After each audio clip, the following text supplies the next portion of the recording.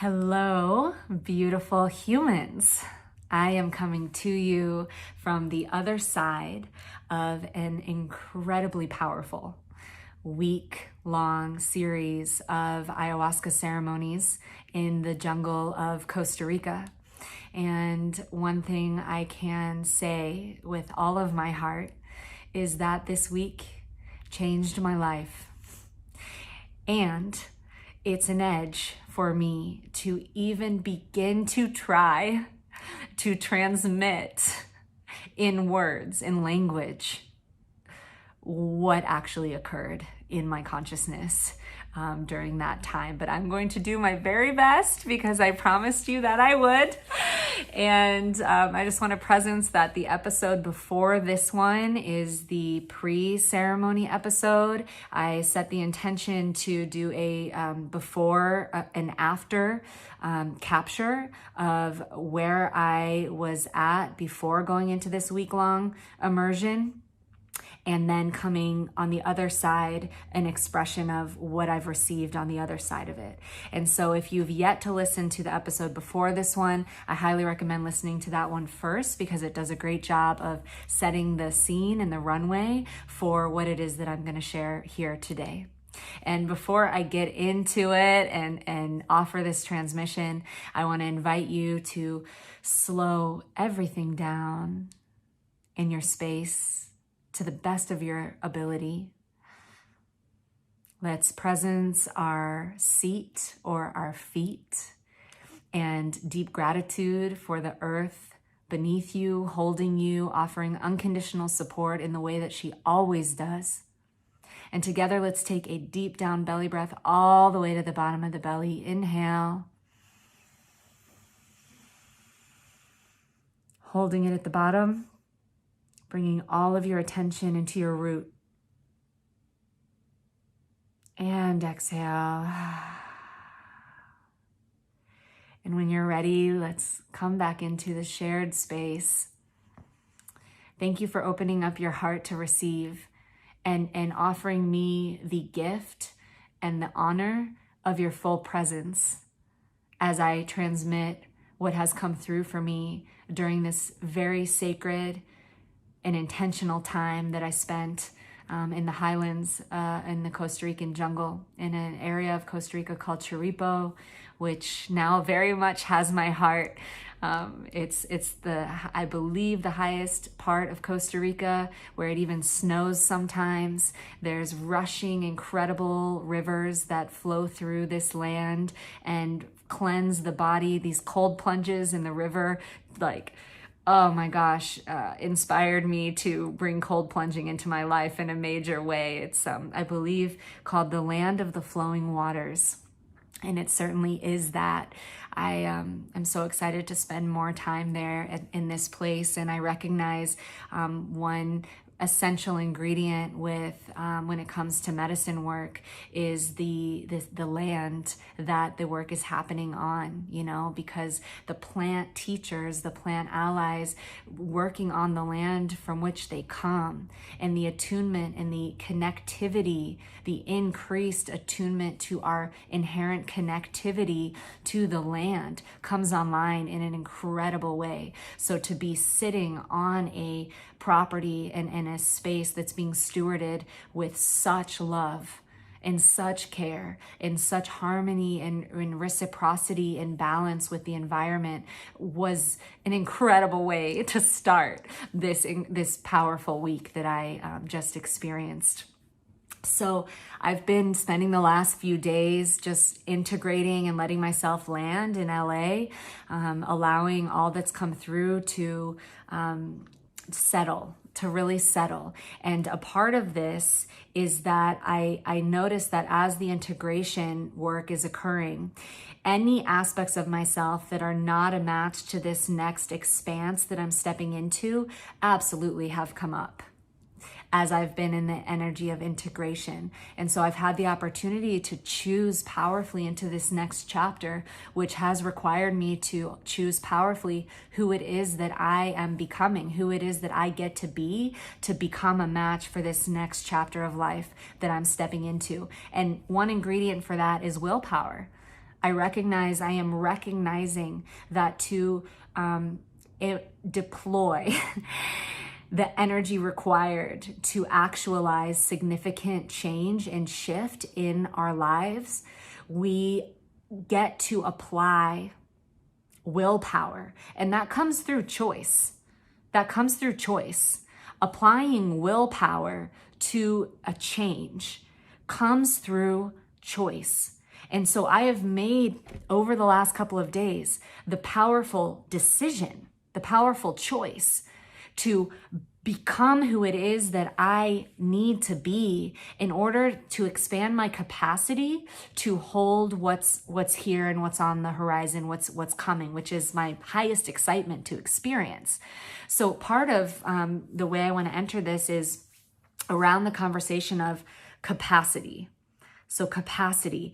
When I went into the ceremony, I recognized that there was an invitation for me to step into the next level of life, the next level of love in my relationship with my current partner, the next level of service and connection to the Dojo ecosystem.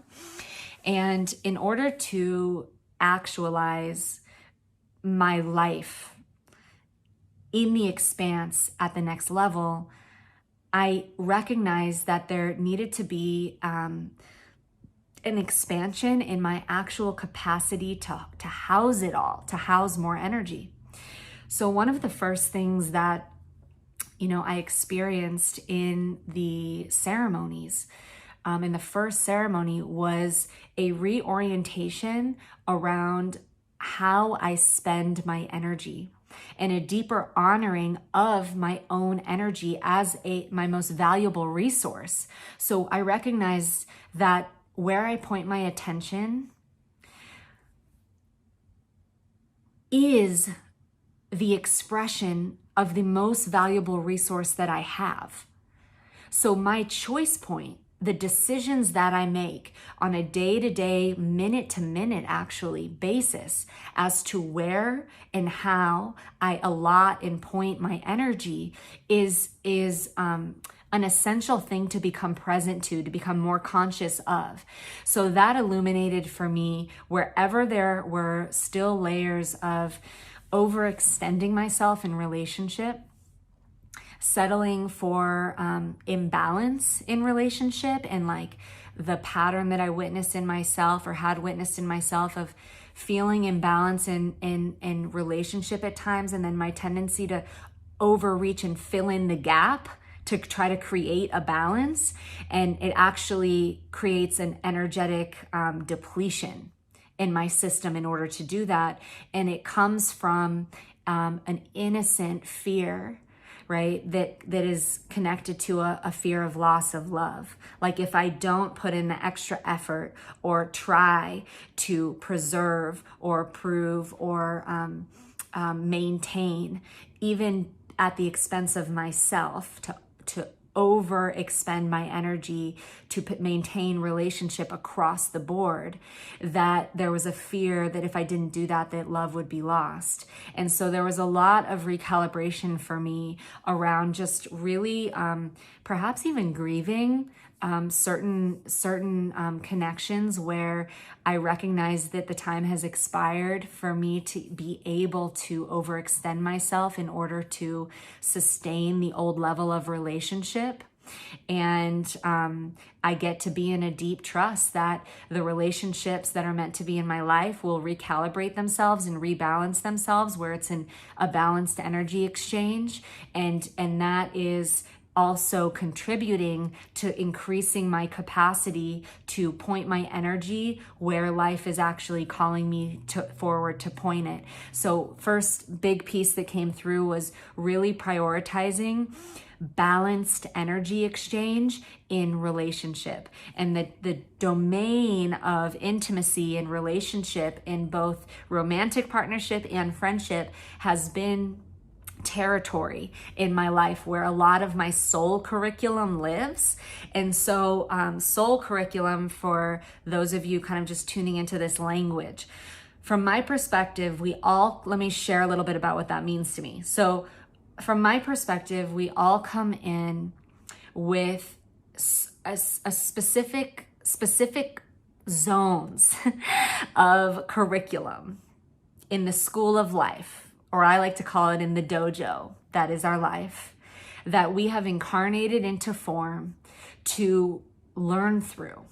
So where each one of us has very custom curriculum that I believe was generated in a prior incarnation. Some schools of thought call it karma, right? Like we accrue karma.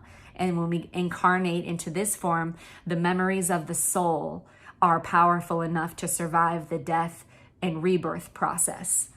So the soul memory still has an incomplete karma or curriculum that it has incarnated into this lifetime in this form, in this body that you have in order to complete. So if we have this karma or this curriculum to complete in this lifetime, as creators, it only makes sense that we will magnetize the perfect catalyst, the perfect characters, the perfect family into our field to precisely trigger or activate that curriculum that had gone unfinished in a prior incarnation, so that we can rewrite it, we can rewire it, we can reprogram ourselves into higher frequencies of love, ultimately, more unconditional love, right? So I recognize for myself that I've come into this lifetime specifically with relational karma. Like, yep, that's a thing for me.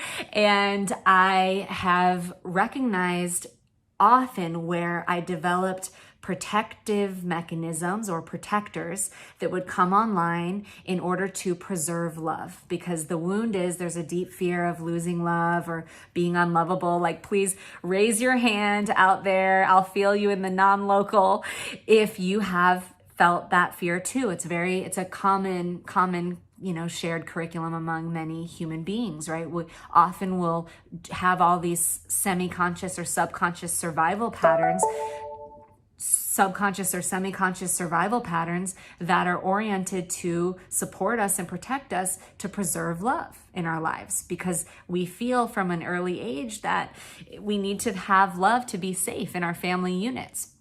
So I recognize that curriculum as part of my life journey. And in this ceremony, as I step into this next level of expanse in my life, relationally and professionally, I was given the invitation to really clean up where my semi-conscious protection patterns would have me overreach, overextend, myself in order to preserve relationship. So that's one big thing that kind of like opened up for me in the ceremony space.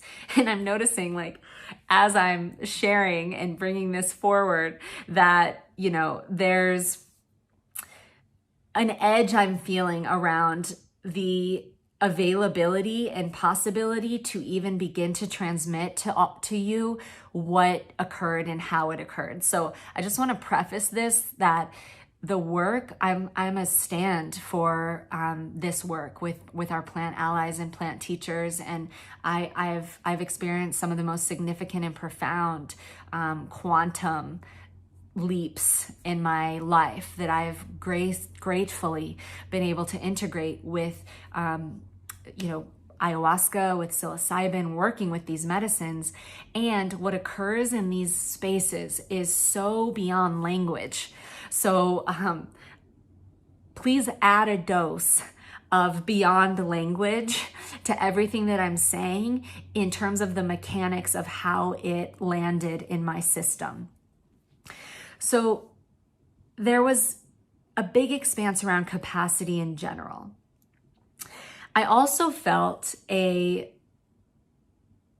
rewiring in my system connected to my service and how it is that I serve, who it is that I serve, and why it is that I do what I do. And this part was humbling for me, and it's quite appropriate that I'm sharing it on the podcast right now, because a lot of information came in around this podcast, around the entire ecosystem that makes up all of the dojo containers. And what I saw is in many ways this very humbling impression of how I've oriented a lot of it around myself and how much not about me it is actually. And so there was a major invitation to move from being me-centric to we-centric in the way that I serve and in the way that this entire ecosystem and the podcast are being created. And so I got to feel this really deep gratitude for the women who have invested in me.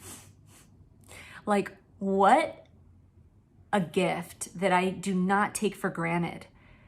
That some of the most incredible women that I've ever met have trusted me with their hearts, with their souls, with their deepest soul curriculum, with their most vulnerable places, with financial investment, many of them when they're truly at the edge and still leaning into it anyway, and taking that energy in the form of money, because that's what money is. It's, if you think about it, like all of the money that you have in your experience, you generate through an energetic investment of some sort, right? Like you invest your time and energy in doing your work or serving in the way that you do or loving the people that you love, even if it's coming through family support. You're still investing your energy in those relationships and in the love. And then we receive the reciprocal energy exchange in the form of money. So if you're serving and showing up for clients, you're investing your energy and they're investing their energy, injecting it into you in the form of financial investment. And so for me, receiving the energetic investment, the energetic injection of financial resource from these incredible sisters who I also consider sisters, not just clients, but sisters, and now collaborators and incredible facilitators and artists and musicians and beings that truly care about this planet. And just feeling that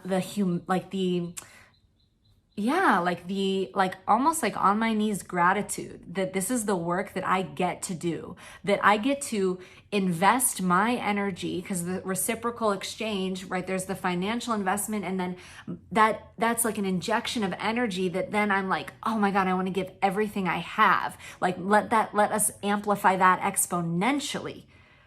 So I'm investing my energy into the women that are investing in me. And I felt this really deep reciprocal, symbiotic energy of ecosystem in that. So they invest in me and then I invest in them and then I see them grow. And then I'm witnessing empowered creatrixes that I'm now inspired to collaborate with and co-create with and also consider sisters. And so I got to see how leading up to ceremony, which was, just a couple of weeks ago, I had felt the vision of the dojo like containers becoming an ecosystem where the women who graduate from the level 2 program, I then invest in and bring them on as co-facilitators, guardians, bringing their medicine in the form of music or content creation, in all the ways that feel true. I felt that energy, and leading up to ceremony, I had housed the ecosystem within my own brand, within my own name, right? What's a brand? It's like my name. And the truth is that, the branding experts that I had been working with all recommended across the board that I house the dojo ecosystem within the Zahara Zimring brand or like name.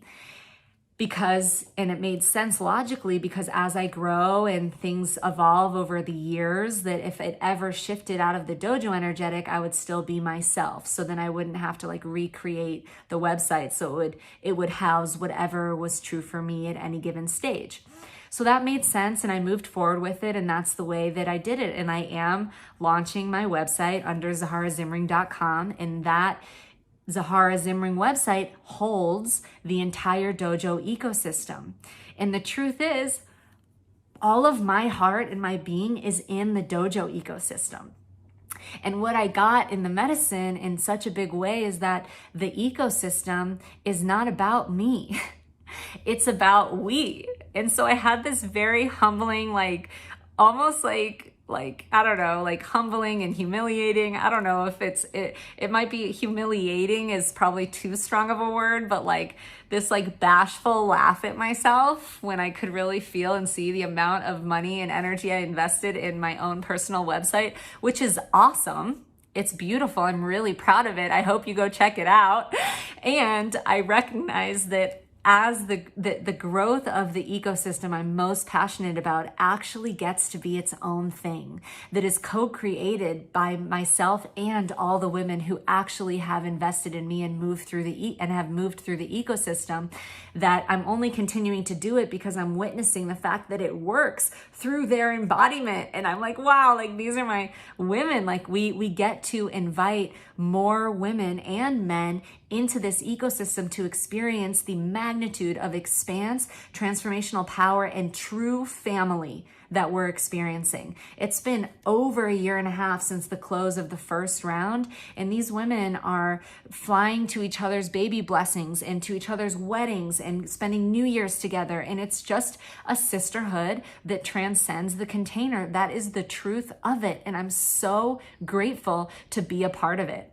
And so there's my why. I'm excited to create spaces that invite more beings on this planet who are resonating with the specific frequency that we're playing with, this dojo energetic, the ferocity of it and the depth of unconditional space and compassion of it, to come in and experience the magnitude of transformation and family that we have created. And as more beings come into the ecosystem, it's not something that I could hold alone. So I was given this like humbling laughter at myself and the ego part of me that had this idea that I thought that I had to be the one to hold it, that I had to be the one to do it all. And it's just not the truth. So I recognized that leading up to the ceremony, I had actually recorded 5 episodes of the Dojo podcast, of this podcast. And on those episodes, what I felt when I looked back was that I had gotten caught up in the momentum of the expanse that I could feel available, which was true in the business. But the me that was in the business, I'm using quotes with my fingers if you're not looking at the video, the business momentum isn't who I am or what I'm about or what I'm here to follow. It's not about the strategy. It's not about what's supposed to happen next. And the truth is, I got caught up. Leading before the week before ceremony, I got caught up in what I thought was supposed to be next strategically, like it makes sense to do it in this way. And so I recognized that who I was showing up on the podcast was, on the first 5 episodes that I'd recorded, was really just doing it from a place that was disconnected to my why. I wasn't actually feeling you. I wasn't feeling the women and the men that I'm actually doing in this communication for. Like right now, I'm communicating from my most vulnerable place to you, your ears listening right now, because I want to feel you and I want you to feel me and I want us to learn and grow together. Like that's what this life thing is about. And so my prayer is that through my sharing from the most vulnerable place of learning inside of me, that it touches the most vulnerable place of learning inside of you. And that when you step into your service and what it is that you're here to create, that some of the codes that I'm learning through sometimes making mistakes and wobbling will land for you, and that you might catch it earlier, you know? So for me, I created those first 5 episodes disconnected to my why. And there's so many podcasts out right now that I'm not creating this from a place of just doing it because it felt like the right thing to do for more people to hear about this ecosystem and what we're creating. I had to really recalibrate to why is it that I'm bringing this message forward? Every message that's on this podcast. Like, why am I having these interviews? What is behind it? Who are we speaking to? And so I decided I'm actually not going to release the first episodes I recorded before ceremony, because the place I was coming from is actually out of alignment. It's not coming from the deepest heart of what this is. And mind you, all of you guys who know about the Liberation Dojo and the Dojo ecosystem, is these containers are, the intention of them is to identify where your fear-based leading edge is at and expand beyond it in real time, be in the action of that.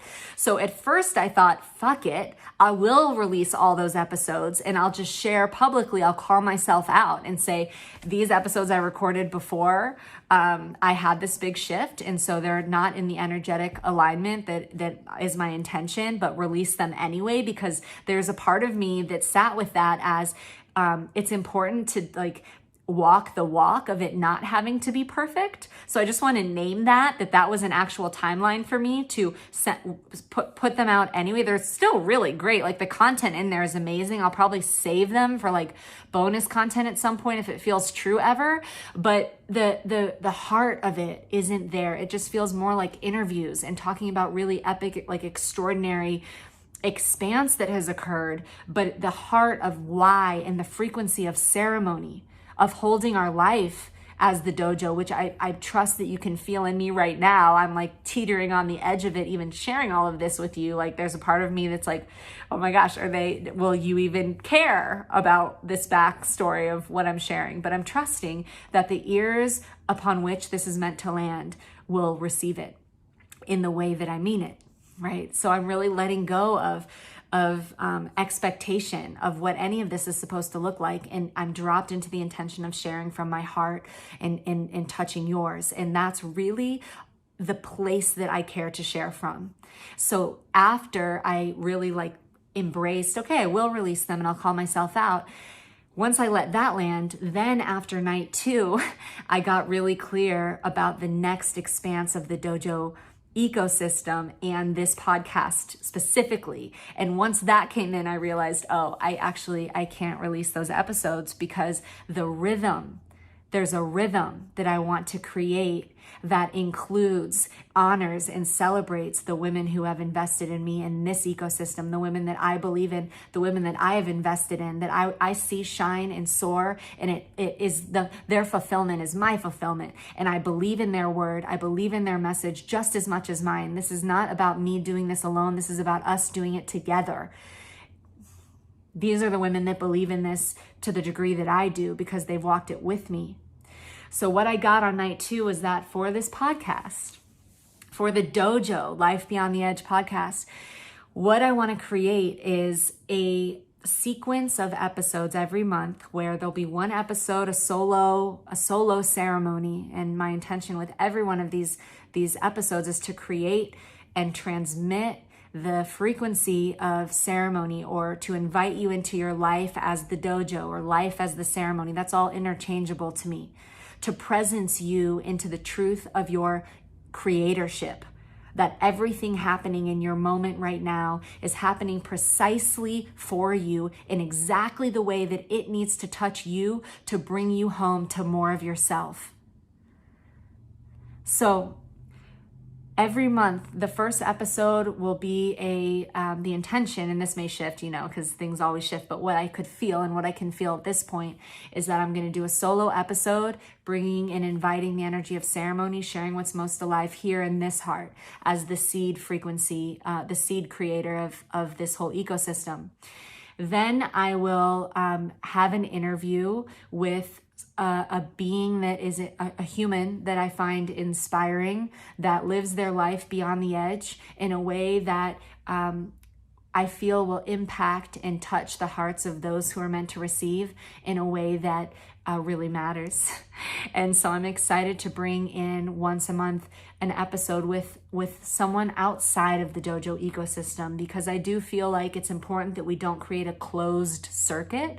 It's important that we recognize and empower the circuit, but also include energy that isn't a part of the closed loop of the dojo ecosystem, because we always here to learn from each other and grow from each other. So we're gonna have sessions with incredible Jedi, badass powerhouses that walk the way of the dojo and live their life beyond the edge and haven't necessarily moved through this ecosystem. Next, there'll be an episode where I'm going to interview one of the women who has firsthand moved through the level 1 and 2 Dojo Immersed and Dojo Masters group containers and are now a part of the Dojo Council. And these are the women that I'm now investing in to come on as collaborators, as co-facilitators, as musicians and artists in the space. Oh my gosh, some of the most incredible musicians that I know, incredible facilitators, and having them come on and share their voices. So I'm going to introduce you one by one to each of them and offer up an interview with one of the women from the Dojo Council. And then the final episode of the month is going to be her. I'm going to pass the mic to her, and she's going to interview and bring you into her world. She's going to interview someone from her world that she feels walks the way of the dojo and lives their life beyond the edge. And we get to invite another being from outside the ecosystem through the voice of one of the women who's not me, because I recognize it's about the we. It's about the perspectives. We are all channels. We are all channels. And so my opportunity is to invite in the channels of the women that are operating in this ecosystem and fully empower and trust their channels. And I do. And I'm so excited for you to meet them. So we've got a new rhythm with this podcast that I'm so excited for you to feel. And we get to hold it together. And I would love to just presence you in your own life to where there might be opportunities for you to welcome in the we more. Where do you hold more in your life out of an idea that you need to hold it alone, or you're supposed to hold it alone, or your ego's getting off on holding it alone? Like wherever in that spectrum. And are there opportunities and allies in your life who are in line to hold it with you, who are surrounding you, who care deeply about you and want to hold the mission, hold the service, hold the romance, hold the love, hold the friendship right along with you? So this is a message to the ones who tend to overdo or hold more than is necessary. And there's such a gift in the opportunity to ally up.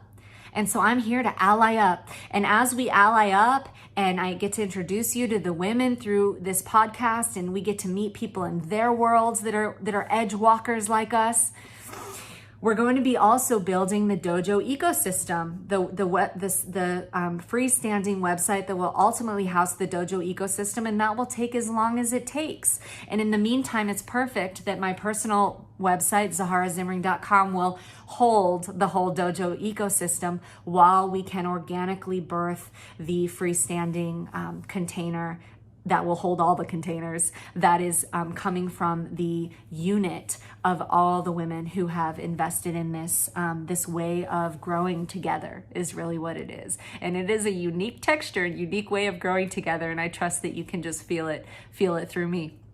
So a big part of the ceremony was really the expanse that I got to receive around service and like my why for being here in service.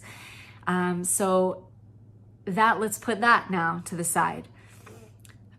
Another huge category for me was around romantic relationship with my partner. And honestly, from the very beginning, what I received from the medicine was the most massive affirmation and just full yes around the choice that I'm making to step into the next level, the next chapter with my partner, David. And that felt so good. It was almost like from the very jump, I got this massive wave of like blessing. And it was like, yes to this, yes to the next chapter that you're choosing. And also like this real recognition that everything that has been up for me in terms of the fears and doubts and insecurities that have come up have absolutely nothing to do with my current partner, David, and that it has to do with my past relationships and my prior history with the masculine, my relationship with my father, which I mentioned in the pre-ceremony podcast, and my relationships with the masculine in general, my trust in the masculine. I recognize that over the trajectory of my awakening journey. I have earned a trust in myself, meaning like I learned that I will show up for myself, right? Like I know how to show up for myself. I trust myself to show up for myself.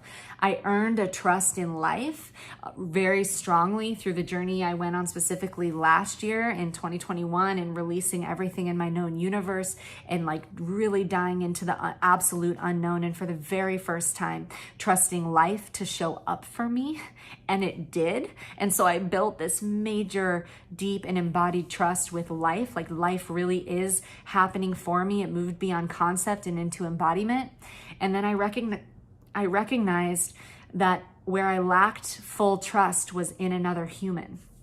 Trust in myself, yes. Trust in life, yes. But trust in love with another, like, human that's flawed based on the phantom past of my relationship history.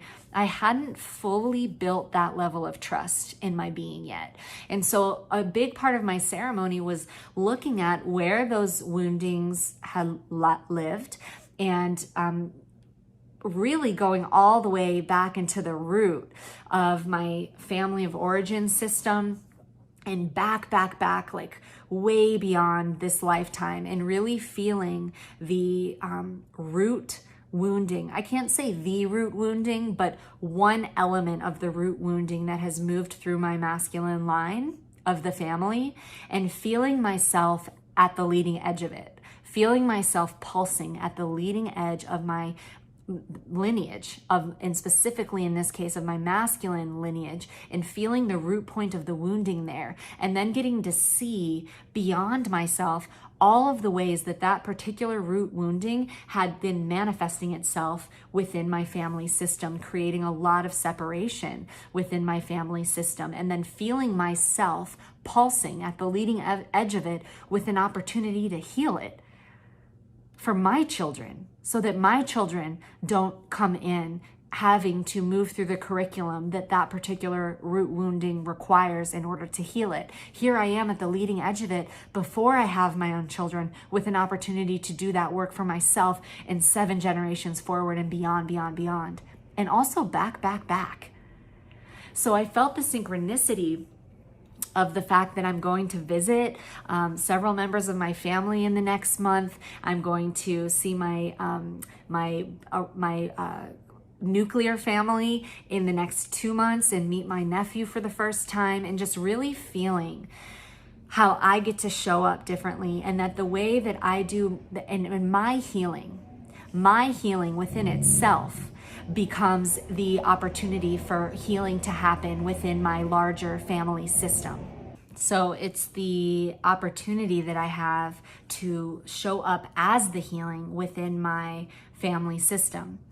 Now, I had this idea that the entirety of this particular healing process had to complete itself before I would be ready to step into creating my own family and motherhood.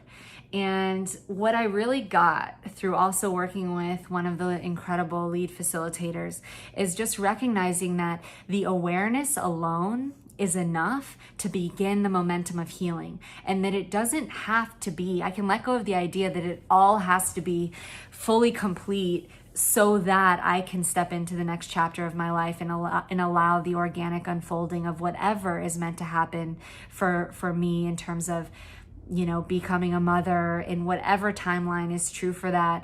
There's not this healing has to happen and it needs to look like this and we have to put a rush on it so that I am somehow then ready to become a match for the next level of relationship or life, whenever and however that's true, because I also don't know exactly the timeline on that or what that would look like. No pressure, baby. Hi. But just really feeling that there's a strong intention for the healing of my family system through the line, and to be in service to that. And also the attunement, the ingredient of attunement is essential. So in the recognition that we do this, so as the one who's doing a lot of this work, in my family system. And my family is incredible, and they are doing their work in their own ways.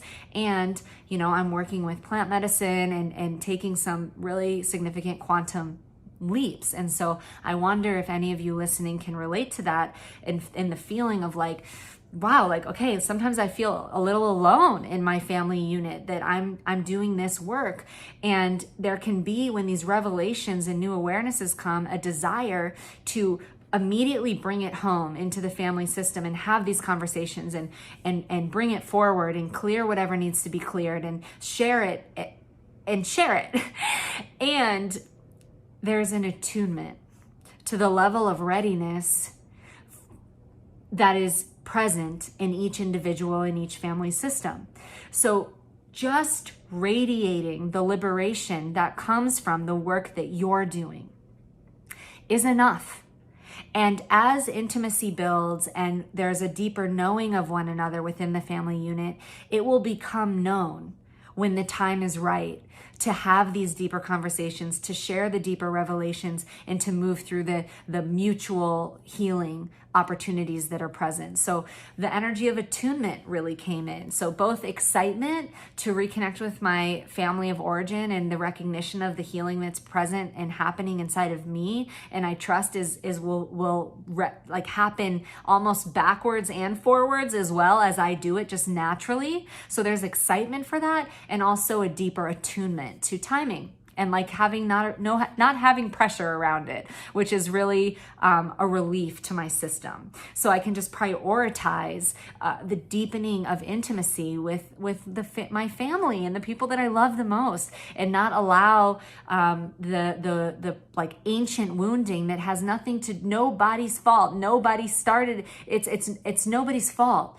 There's no one person, no matter what any side effect expressions of that particular wounding have looked like, wherever there were side effect expressions of it that have manifest within my own family system, those expressions came from the innocence of an unprocessed wound and a human doing their very best from the level of awareness that they had at the time. So how can we hate on that? How can we have a problem with that when the awareness that that's what's happening is there, and everyone truly has been doing their very best? We can hold compassion to a degree perhaps that we never have before. And all I feel is compassion. And a dear friend of mine posted something recently that I forgot the exact quote, but it says something like, until you've made peace with that which you're running from, you can't fully receive what you're running toward, right? And so I really feel this peace in me through this unconditional compassion that exists for myself and everyone in my family, and anywhere that the separation wounding has impacted within my family system. And I'm intentionally not sharing specifics around it because I want to respect the privacy of my family unit, but I trust that you can feel where I'm coming from and what I mean. And also, even through not sharing the details around it, perhaps you can apply the generality of it to your own family system, and where there's healing that wants to happen and is happening through you, and perhaps how we can attune more deeply into our family unit and just become the carrier of that priceless compassion that just gets it and has moved beyond blame or shame. What a masterful place to be. There's also something that one of my teachers at the immersion said, that true forgiveness is realizing there was never anything to forgive. Wow. This really landed for me, and I thank him so much for sharing that with me, because when we recognize the innocence and the doing their very bestness of everyone in the family unit at every single moment, no matter how intense or challenging any of the moments were, and we recognize truly, wow, they're really doing their very best from the level of awareness that they had with the level of wounding that was present. So the protections, the defenses, the anger, the shame, all of it is coming from a human doing their very, very best. And then the line before them, and the line before them, and the ancestors back before them, all doing their very, very best. With the deep wounding that was being carried through my family system, every family system has some iteration of it. And every generation is becoming more and more aware and better equipped to navigate it, transmute it, heal it, and turn around, face back towards the lineage and say, oh, there was never anything to forgive. You were all doing your very best. Not only do I forgive you, but I don't even need to. You didn't do anything wrong. You're doing your very best. Such liberation in that.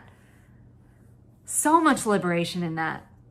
So I really experienced a lot of healing around that. And I feel really grateful for the clarity that I'm landing in around stepping into the next chapter of life with my partner, David. And I don't claim to know at all what that looks like, but I do know that before going into ceremony, if you look at the pre-ceremony episode and after going into ceremony and after this week of ceremonies, I feel so much more clear within myself around the choice that I am making. I feel the security anchored in me, which has nothing to do with my partner. It was for me to receive within myself, connected to all the healing that I am doing in connection to my relationship with the masculine in general, which is allowing me to make the choice to gift trust to my current partner who has only ever shown up with the utmost integrity,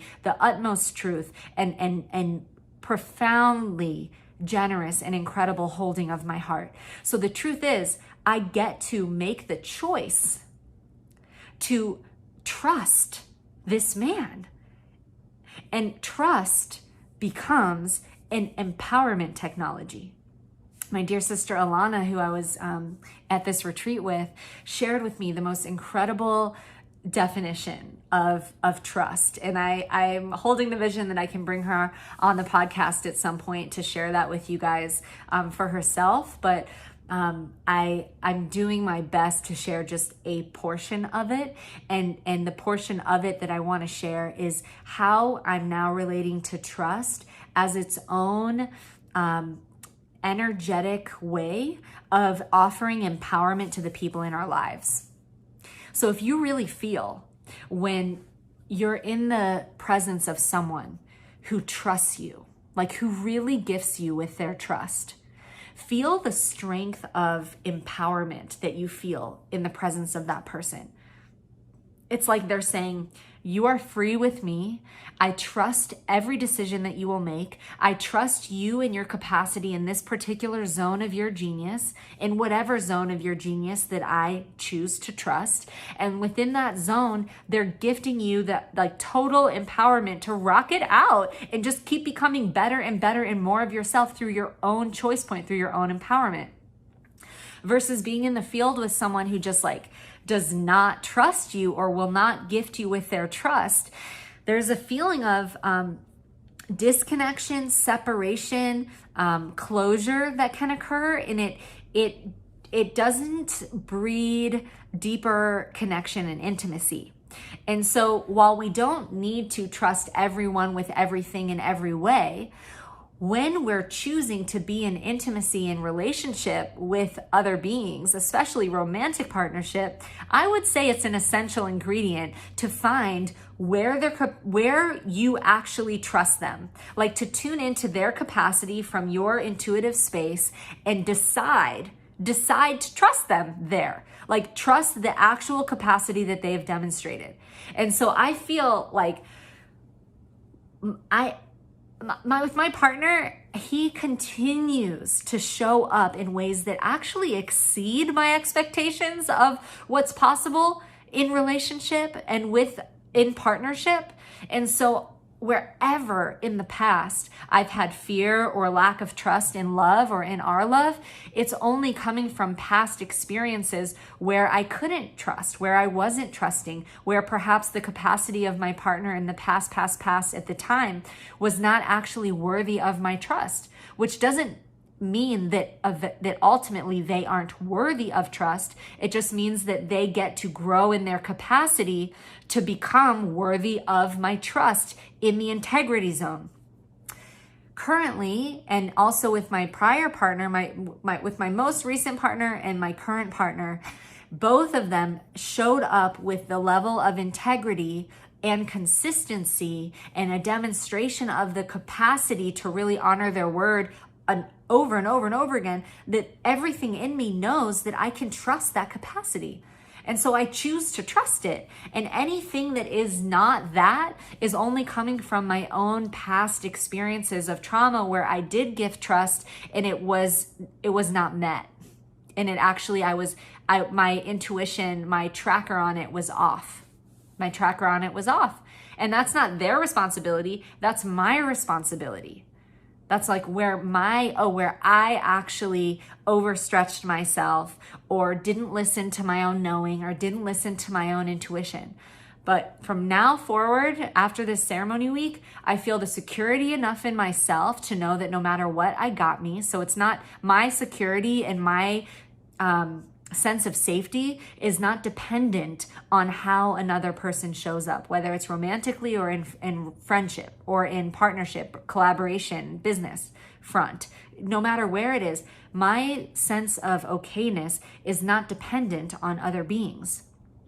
And I deeply desire to be in connection with, in collaboration with, in friendship with, in romantic partnership, life partnership with other beings. So it's essential that I get online fully with the capacity to trust other beings. And in order to do that, the trust in myself, which allows me to attune to their actual bandwidth and capacity based on what they've demonstrated for me. So the trust my own knowing, and then source that knowing in their direction. Like, wow, like I really have a knowing that I can trust this person in this zone, and make an intentional effort to gift them my trust in that zone where I intuitively feel they have the capacity for it, and then gift them the trust to fully show up for it and exceed that expectation, exceed that level of maybe not expectation, but knowing that I feel that they're capable of.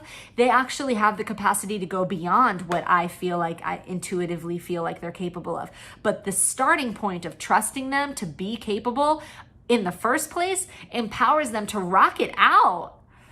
And that's what I pray other people gift me as well. So thank you, Alana, for sharing with me your perspective on that, because it really helped me frame the energy of trust and what trust really means. At least in this stage of my journey, this is a good way for me to frame it, especially when it comes to utilizing, like feeling trust as a gift. Like really feel that, like when the people in my life really, really, really trust me, it feels like such a gift, and it inspires me to show up for them more. Like, I'm like, thank you. Yes. And then I can grow in that space. There's space for me to become more of me. And so that's what I'm committed to in my romantic partnership and in all of my relationships, really. So I'm also really grateful for that piece that came in. And I'm feeling in if there's, really anything more there. I mean, there's so much more. It was 3 ceremonies, but I feel like what I just transmitted is enough to digest for this particular transmission. And, as more pieces of the journey land and integrate, I trust that you'll feel them being expressed through me. And I'm excited to just continue the journey and share transparently with all of you what's alive and arriving and growing and being learned in my space through the episodes that are coming. I'm so excited to introduce you to the people that inspire me most in my life, and the edge walkers that I know, those who live their life beyond the edge, that are inside and outside of the dojo ecosystem, and also to introduce you to the Dojo Council of women whose voices you'll be hearing on this podcast as we live our life beyond the edge together. So thank you for walking in this way with me, and I look forward to seeing you next time.